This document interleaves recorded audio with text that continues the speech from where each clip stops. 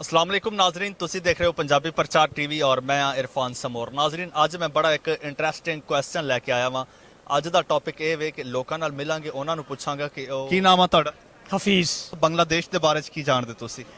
ਬੰਗਲਾਦੇਸ਼ ਪਹਿਲੇ ਤੇ ਪਾਕਿਸਤਾਨ ਦਾ ਹਿੱਸਾ ਸੀ, ਫਿਰ ਉਸ ਤੋਂ ਬਾਅਦ ਇਹਨਾਂ ਦੀ ਗਵਰਨਮੈਂਟ ਦੇ ਲੈਵਲ 'ਚ ਹੀ ਕੁਝ ਐਸੇ ਇਸ਼ੂਜ਼ ਹੋਏ ਨੇ ਜਿੰਦਾ ਵਜ੍ਹਾ ਤੋਂ ਬੰਗਲਾदेश ਜਿਹੜਾ पाकिस्तान तो अलहदा हो गया। क्या नाम है आपका? आमना। आमना, मुझे बताइए कि आप बांग्लादेश का नाम सुना है? जी। क्या जानती हैं बांग्लादेश के बारे में? यही पहले बांग्लादेश पाकिस्तान का हिस्सा था, अब वो अलग हो चुका है। ਕੀ ਨਾਮ ਆ ਤੁਹਾਡਾ? ਰਿਬਾਹਾ। ਅੱਛਾ ਰਿਬਾਹਾ, ਮੈਨੂੰ ਇਹ ਦੱਸੋ ਕਿ ਬੰਗਲਾਦੇਸ਼ ਦੇ ਬਾਰੇ ਚ ਤੁਸੀਂ ਕੀ ਜਾਣਦੇ ਹੋ?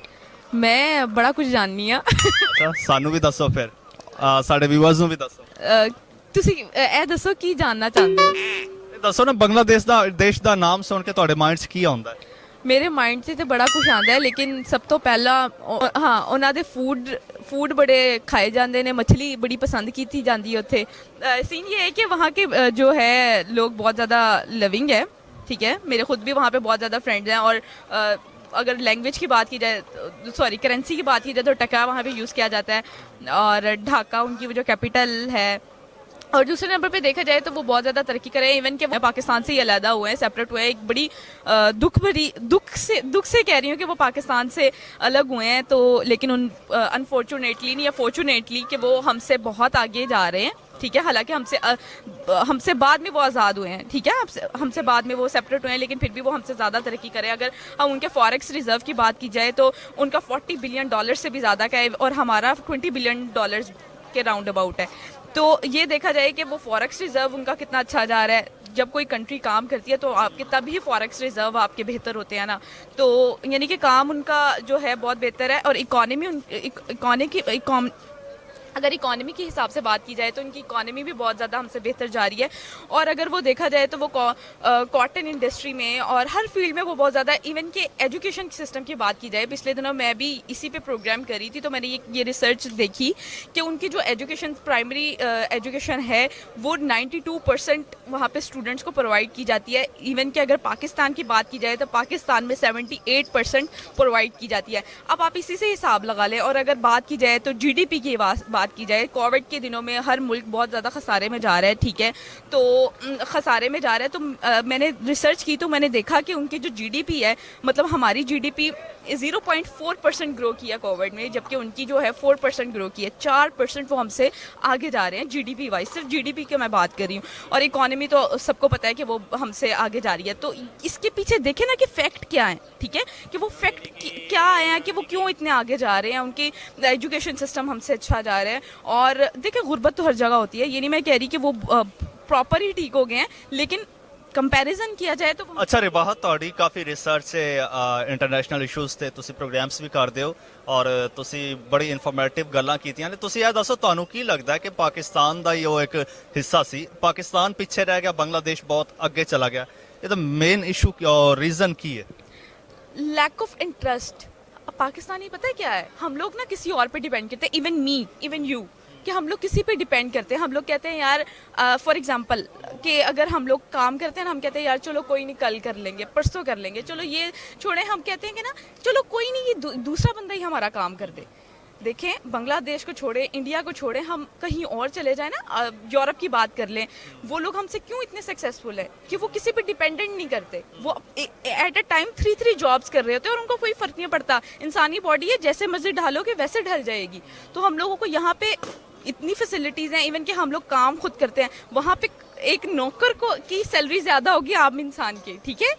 तो हम लोग 100 बार सोचें, अगर हम यूरोप में रहते हो 100 बार सोचें कि हम काम करें, उससे अच्छा फिर हम खुद काम कर लें। और यहाँ पे क्या हम लोग काम वाली रखते हैं, हम लोगों को इतनी फैसिलिटी, यानी कि हम लोगं को हड्डरावी की आदत पड़ गई है। ਅੱਛਾ ਠੀਕ ਹੈ, ਹੁਣ ਥੋੜਾ ਜਿਹਾ ਇੱਕ ਲਾਈਟਰ ਜਿਹਾ ਕੁਐਸਚਨ ਪੁੱਛ ਲੈਂਦੇ ਆ। ਹਸੀਨਾ ਵਾजिद ਨੂੰ ਜਾਣਦੇ ਹੋ? हाँ, वहाँ की वो जो प्राइम मिनिस्टर हैं।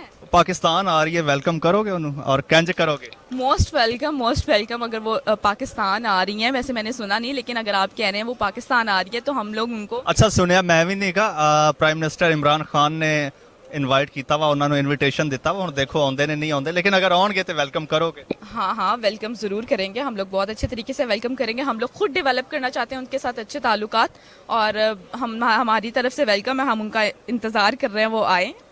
ਤੇ ਹੁਣ ਅਲੱਗਾ ਮੁਲਕ ਬਣ ਕੇ ਹੁਣ ਉਹਦਾ ਨਾਮ ਕੀ ਆ? ਹੁਣ ਉਹਦਾ ਨਾਂ ਹੁਣ ਵੀ ਬੰਗਲਾਦੇਸ਼ ਹੀ ਹੈਗਾ। ਅੱਛਾ, ਪਹਿਲਾਂ ਕੀ ਸੀ? पहले भी बांग्लादेश ही थी। तो आपको पता है जब पाकिस्तान का हिस्सा था तो तब बांग्लादेश का नाम क्या था? नहीं। ईस्ट पाकिस्तान। अच्छा। अच्छा, वहाँ का कोई किसी सिटी का नाम बता दें बांग्लादेश के। नहीं पता। अच्छा ठीक है, ये बता दें वहाँ का फेमस फूड क्या है? फिश। हाँ अच्छा फिश। और कभी बंगाली देखे हाँ काले होते हैं। कैसे होते काले होते हैं। अच्छा, बांग्लादेश हमारा हिस्सा था, अब वो एक मुल्क बन गया अलहदा। कदों बनया कुछ पता? ਬੰਗਲਾਦੇਸ਼ ਮਸ਼ਰਕੀ ਪਾਕਿਸਤਾਨ ਦੇ ਕਿਸੇ ਦੌਰ 'ਚ ਪਾਕਿਸਤਾਨ ਦਾ ਹਿੱਸਾ ਹੈਗਾ ਸੀ। ਹੁਣ ਸਾਡੇ ਤੋਂ ਅਲੱਗਾ ਹੋ ਗਿਆ ਤੇ ਵੱਖਰਾ ਮੁਲਕ ਬਣ ਗਿਆ। ਕਦੋਂ ਅਲੱਦਾ ਹੋਇਆ? 1971 ਵਿੱਚ ਅਲੱਗਾ ਹੋਇਆ ਸੀ। ਅੱਛਾ, ਆਹੋ, ਹੁਣ ਉਹਦਾ ਨਾਮ ਕੀ ਹੈ? ਹੁਣ ਉਹਦਾ ਨਾਮ ਬੰਗਲਾਦੇਸ਼ ਹੈਗਾ। ਅੱਛਾ ਅੱਛਾ, ਇਹ ਦੱਸੋ ਬੰਗਲਾਦੇਸ਼ ਦਾ ਕੋਈ ਫੇਮਸ ਸਿਟੀ ਦਾ ਨਾਮ ਦੱਸੋ ਢਾਕਾ, ਉਹਦੇ ਇਲਾਵਾ। ਉਹਦੇ ਇਲਾਵਾ ਹੈਗਾ ਚਿਟਾਗਾਂਗ। ਅੱਛਾ, ਤੇ ਹੋਰ ਵਜ਼ੀਰ ਆਜ਼ਮ ਕੌਣ ਹੈ ਇਸ ਟਾਈਮ ਕਰੰਟ, ਕੁਝ ਪਤਾ ਹੈ?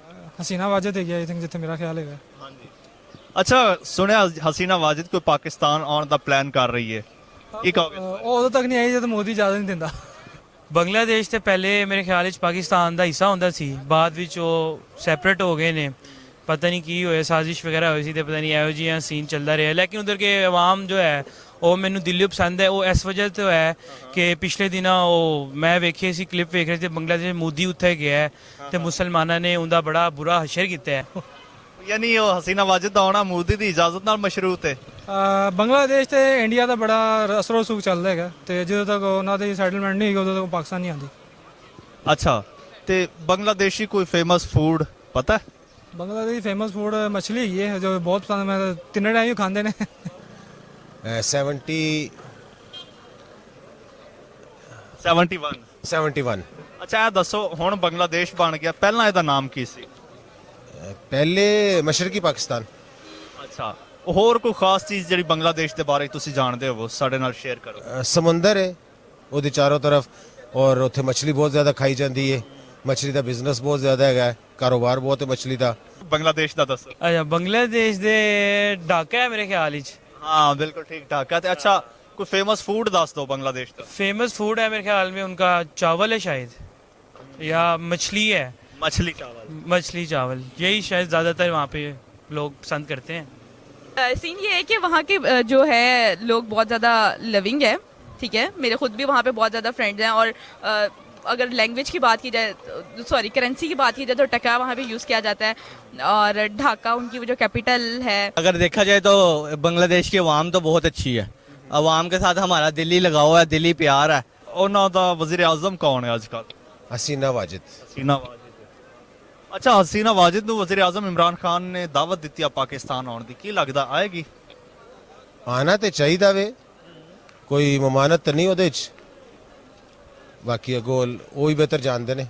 ਨਾਜ਼ਰੀਨ, ਤੁਸੀਂ ਦੇਖਿਆ ਅਸੀਂ ਲੋਕਾਂ ਨਾਲ ਗੱਲਬਾਤ ਕੀਤੀ, ਲੋਕਾਂ ਕੋਲੋਂ ਪੁੱਛਿਆ ਕਿ ਉਹ ਬੰਗਲਾਦੇਸ਼ ਦੇ ਬਾਰੇ 'ਚ ਕੀ ਜਾਣਦੇ ਨੇ, ਔਰ ਦੇਖ ਕੇ ਬੜੀ ਖੁਸ਼ੀ ਔਰ ਬੜੀ ਹੈਰਤ ਹੋਈ ਕਿ ਪਾਕਿਸਤਾਨੀ ਲੋਕ ਬੰਗਲਾਦੇਸ਼ ਦੇ ਬਾਰੇ 'ਚ ਬਹੁਤ ਕੁਝ ਜਾਣਦੇ ਨੇ ਔਰ ਅੱਜ ਵੀ ਉਹਨਾਂ ਨੂੰ ਆਪਣਾ ਹੀ ਸਮਝਦੇ ਨੇ, ਪਾਕਿਸਤਾਨ ਦਾ ਹਿੱਸਾ ਹੀ ਸਮਝਦੇ ਨੇ ਔਰ ਬੜੀ ਇਨਫੋਰਮੇਸ਼ਨ ਰੱਖਦੇ ਨੇ ਬੰਗਲਾਦੇਸ਼ ਦੇ ਬਾਰੇ 'ਚ।